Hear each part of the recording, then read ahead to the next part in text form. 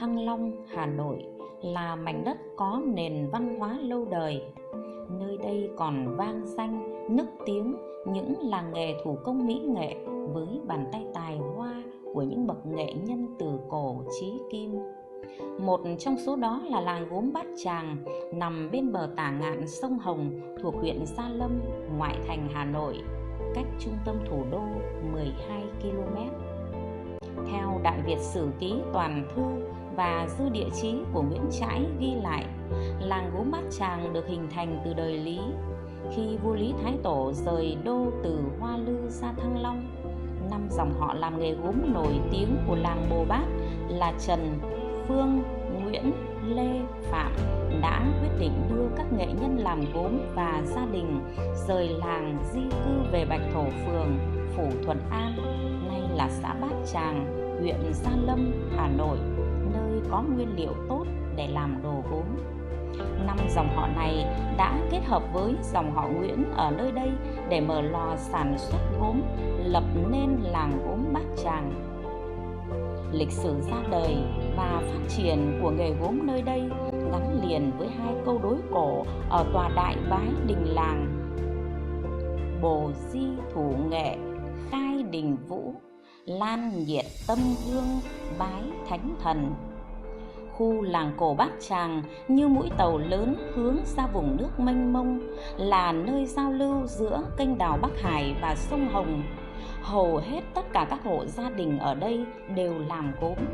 Điều đặc biệt ở ngôi làng này chính là những con đường gạch Bát Tràng, những bức tường xây bằng gạch cổ bao bọc từng hộ gia đình.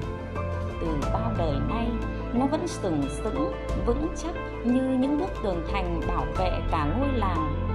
Đến với Bát Tràng, dù ở bất cứ thời gian nào trong năm, vẫn thấy không khí náo nhiệt của cảnh người dân làm gốm với hàng trăm lò gốm đang ngày đêm hoạt động. Người Bát Tràng luôn tâm niệm phải luôn coi đất là mẹ, coi lửa là hồn. Hồn của đất và lửa qua bàn tay điệu nghệ và sức sáng tạo của nghệ nhân làng gốm đã kết tinh thành sản phẩm đặc trưng, tinh xảo, thấm đẫm tinh thần giá trị cổ xưa của người dân Bát Tràng. Xin chào tất cả mọi người, mình là Đức Hùng Và mình là Thu Thảo. Hiện tại chúng mình đang có mặt tại làng gốm sứ Bát Tràng, thuộc huyện Gia Lâm, thành phố Hà Nội, một trong những ngôi làng cổ nổi tiếng với nghề sản xuất đồ gốm lâu năm. Làng gốm Bát Tràng được biết đến với nhiều sản phẩm phong phú và đa dạng. Trong đó, gạch Bát Tràng là thương hiệu nổi tiếng, đã từng xuất hiện trong nhiều câu ca dao xưa: ước gì anh lấy được nàng, để anh mua gạch Bát Tràng về xây. Cùng với gạch Bát Tràng, gốm sứ Bát Tràng hiện đang được duy trì và gìn giữ từ đời này sang đời khác, góp phần nâng cao văn hóa dân tộc ta. Hiện nay, sản phẩm gốm sứ Bát Tràng đã có mặt tại nhiều quốc gia trên thế giới, và đặc biệt ở Việt Nam thì đã có mặt trên mọi miền đất nước. Để làm ra các sản phẩm gốm độc đáo, tinh xảo thì người thợ gốm đã phải trải qua rất nhiều bước kỳ công và tỉ mẩn với từng sản phẩm. Vậy Hùng này, cậu có biết là những người nghệ nhân của làng gốm Bát Tràng đã phải trải qua quá trình chế tác như thế nào và bí quyết của họ để làm nên những sản phẩm gốm độc đáo đến như vậy là gì hay không? Câu hỏi này có vẻ hơi khó trả lời thì phải. Vậy thì chúng mình hãy cùng nhau đến xưởng gốm của nghệ nhân Phạm Anh Đức để tìm hiểu xem nhé. Để làm ra những sản phẩm gốm tinh xảo, người thợ gốm phải trải qua rất nhiều công đoạn tỉ mỉ. Bước đầu tiên là khâu chọn đất sét, sau đó là xử lý và pha chế đất. Khi đã pha chế được loại đất như ý, người thợ gốm sẽ đem đi tạo dáng. Phương pháp cổ truyền của người làm Bát Tràng là vuốt đất bằng tay để tạo dáng cho sản phẩm. Đất trước khi được đưa vào bàn xoay được vò cho thật nhuyễn, cuốn thành thoi rồi nén để thu nắng lại. Đến nay, kỹ thuật này đã không còn được nhiều người thợ gốm Bát Tràng sử dụng trong quá trình làm gốm. Thay vào đó, để phù hợp hơn với nhu cầu sản xuất gốm công nghiệp hay mỹ nghệ, họ có thể đắp nặn một sản phẩm mẫu để đổ khuôn thạch cao phục vụ cho việc sản xuất hàng loạt. Sau khi tạo dáng xong, sản phẩm sẽ được đem đi phơi sấy và sửa hàng mộc. Cách tối ưu mà xưa nay người Bát Tràng vẫn thường sử dụng là hong khô hiện vật trên giá và để nơi thoáng mát. Tiếp đó, sản phẩm mộc đã định hình sẽ được ủ vóc và sửa lại bằng cách cắt gọt chỗ thừa, bồi đắp chỗ khuyết, chắp các bộ phận của sản phẩm sao cho hoàn chỉnh. Công đoạn thứ hai là trang trí hoa văn và phủ men. Người thợ gốm sẽ dùng bút lông để vẽ trực tiếp trên nền mộc các hoa văn họa tiết. Thợ vẽ gốm phải có tay nghề cao, hoa văn họa tiết phải hài hòa với dáng gốm. Bên cạnh đó, thợ gốm Bát Tràng cũng dùng rất nhiều hình thức trang trí khác có hiệu quả nghệ thuật như đánh chỉ, bôi men chảy màu, vẽ men màu. Khi sản phẩm mộc đã hoàn chỉnh, người thợ gốm Bát Tràng sẽ tráng men trực tiếp trên sản phẩm rồi mới đem đi nung. Gốm Bát Tràng có 5 dòng men đặc trưng được thể hiện qua mỗi thời kỳ khác nhau để tạo nên những sản phẩm đặc trưng khác nhau. Gốm Bát Tràng có nhiều loại men lắm. Ví dụ như ngày xưa thời Nguyễn, gốm Bát Tràng có dòng men dạn nổi tiếng trên cái cốt sạn, rồi dòng men lam, men ngọc, và hiện nay bây giờ thì có thêm rất nhiều dòng men mới, nhiều lắm. Kỹ thuật tráng men có nhiều hình thức như phun men, dội men lên bề mặt cốt gốm cỡ lớn, nhúng men đối với loại gốm nhỏ, nhưng thông dụng nhất là hình thức láng men ngoài sản phẩm, gọi là kìm men. Khó hơn cả là hình thức quay men và đúc men. Trước khi đưa vào lò nung, người thợ gốm tiến hành tu chỉnh lại sản phẩm lần cuối. Chỗ nào khuyết men thì phải bôi quệt men vào các vị trí ấy. Sau đó, họ tiến hành cạo bỏ những chỗ dư thừa men, nên công việc này được gọi là sửa hàng men. Bước sang giai đoạn cuối cùng là nung gốm. Dân làng gốm Bát Tràng đã trải qua nhiều năm tháng của sự tôi luyện để đưa ra kinh nghiệm làm gốm truyền đời cho thế hệ sau này, được đúc kết trong câu nhất xương, nhì da, thứ ba dạt lò. Đây chính là khâu quyết định sự thành công hay thất bại của một mẻ gốm. Vì vậy, giờ phút nhóm lò trở nên thiêng liêng trọng đại với người thợ gốm hơn bao giờ hết. Nhiệt độ của lò nung cũng chính là yếu tố quyết định trực tiếp đến màu men và đảm bảo sự an toàn của thành phẩm trong quá trình phân phối tiêu dùng sau này. Trong quá trình nung thì nó có qua mấy bước này. Bước thứ nhất là phải giấm sấy. Giấm sấy tức là gì? Mình để ngọn lửa nhỏ để nó hâm nóng cái sản phẩm này lên, xong nhiệt độ nó tăng dần lên rất chậm, rất đều theo đúng một quy trình đến 573 độ thì là hết cái nhiệt, hết cái hơi nước ở trong sản phẩm, thì lúc đó mình tăng tốc thoải mái. Nhưng mà dưới 573 độ mà với sản phẩm dày mà mình nung nhanh lên một chút thì nó sẽ nổ, mà nổ thì coi như là hỏng luôn. Và khi mà đã đạt qua cái ngưỡng 573 độ nó không nổ nữa thì sẽ nung. Vì căn cứ vào tùy từng cái dòng sản phẩm, tùy từng loại men thì sẽ nung theo chế độ nào đó. Ví dụ nung ở môi trường oxy thì lại khác nung ở trong môi trường khử.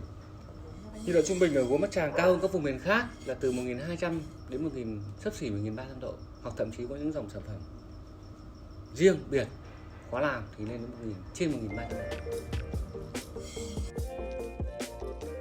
Làng gốm Bát Tràng phát triển được mạnh mẽ như bây giờ không thể không nhắc đến những cải tiến vượt bậc về lò nung. Ban đầu là lò đàn, lò bầu, rồi sau này xuất hiện thêm nhiều loại lò nung khác như lò hộp, lò gai, càng ngày càng hiện đại và đơn giản trong việc thao tác. Trước kia, ở Bát Tràng có khoảng 20 chiếc lò bầu. Tuy nhiên cho đến nay chỉ còn duy nhất một chiếc, đó là lò bầu cổ.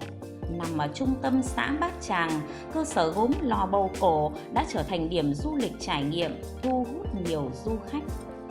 Hầu hết, đồ gốm Bát Tràng được sản xuất theo lối thủ công, thể hiện rõ nét tài năng sáng tạo của người thợ, lưu truyền qua nhiều thế hệ.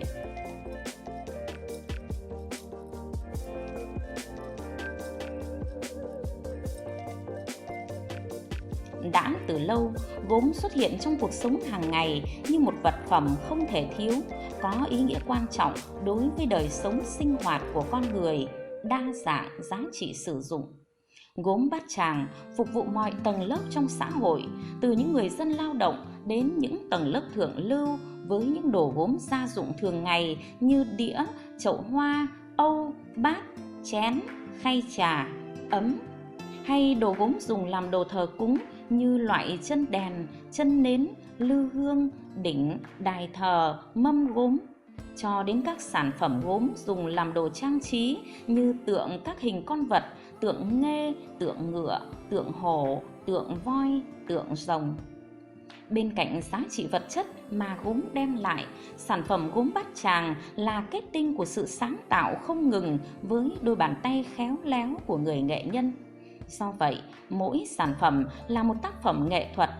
Đã có rất nhiều sản phẩm gốm Bát Tràng đã và đang được trưng bày ở các viện bảo tàng lớn trong nước và trên thế giới như châu Âu, Hàn Quốc, Đài Loan, Nhật Bản, Hoa Kỳ. Làng gốm Bát Tràng còn đi vào thơ ca, nhạc họa và đời sống của người dân như một vẻ đẹp truyền thống đậm đà bản sắc dân tộc. Những câu ca về gốm Bát Tràng là tác phẩm nghệ thuật không chỉ giới thiệu về làng gốm Bát Tràng, nơi lưu giữ tinh hoa gốm sứ nổi tiếng đất Kinh Kỳ từ xưa tới nay, mà còn cả những người nghệ nhân và con người nơi đây. Khi đến với làng gốm Bát Tràng, du khách còn được trải nghiệm tự tay làm ra sản phẩm gốm của riêng mình dưới sự chỉ dẫn của người thợ gốm. Trên tay mình hiện tại đang là một cục đất sét. Không biết là với cục đất sét này thì chúng mình có thể làm ra những sản phẩm gì không nhỉ? Vậy thì ngay bây giờ chúng mình cùng nhau bắt tay vào làm gốm dưới sự hướng dẫn của chị Trang thôi nào. Đây, đấy nha. Trên tay chị đây là đất sét nhá. Đầu tiên mình sẽ làm tròn đất sét trên tay này. Sau đó này chúng mình sẽ đập cố gắng vào chính giữa tâm bàn xoay. Tay nào làm này, em dấp một tay vào nước này, một tay em quay bàn. Ôm chặt đất nha. Và lúc này em lên ý tưởng trong đầu, nếu làm cái cốc này, em kéo đất chậm từ từ từ dưới lên này. Còn nếu mà em làm cái bát hoặc cái đĩa này, em có thể hơi nghiêng ngón tay cái ra. Đấy. Sau đó mình sẽ sử dụng một ngón tay trỏ này để mình uốn hình. Đấy, được chưa? Trông nhìn có vẻ dễ. Rồi, bây giờ em có thể bắt tay vào tự trải nghiệm làm gốm xem là nó có dễ hay không. Một điểm đến nổi bật khác hấp dẫn khách du lịch khi đến với làng nghề, đó là trung tâm tinh hoa làng nghề Việt. Lấy cảm hứng từ hình ảnh bàn xoay của thợ làm gốm, trung tâm tinh hoa làng nghề Việt được xây dựng với lối kiến trúc vòng xoáy độc đáo nhằm trưng bày các sản phẩm làng nghề, kết nối các sản phẩm thủ công mỹ nghệ. Nơi đây có những khu vực để du khách có thể trải nghiệm với nghề gốm, đồng thời tham quan những sản phẩm của các nghệ nhân, nghệ sĩ. Nó không chỉ là nơi lưu giữ, giữ gìn văn hóa của làng gốm Bát Tràng, mà còn là nơi để du khách có thể tham quan, chiêm ngưỡng những tác phẩm giá trị của làng nghề. Có thể nói, làng gốm Bát Tràng nói chung và thương hiệu gốm Bát Tràng nói riêng là một trong những làng nghề thủ công đã và đang khẳng định được giá trị của mình trên trường quốc tế. Làng nghề truyền thống lâu đời này không chỉ là một địa chỉ lưu giữ những giá trị văn hóa dân tộc, mà còn chứa đựng những giá trị tinh thần lớn lao. Giữa bộn bề cuộc sống tấp nập, làng gốm Bát Tràng vẫn là một điểm đến, một chốn đi về bình yên.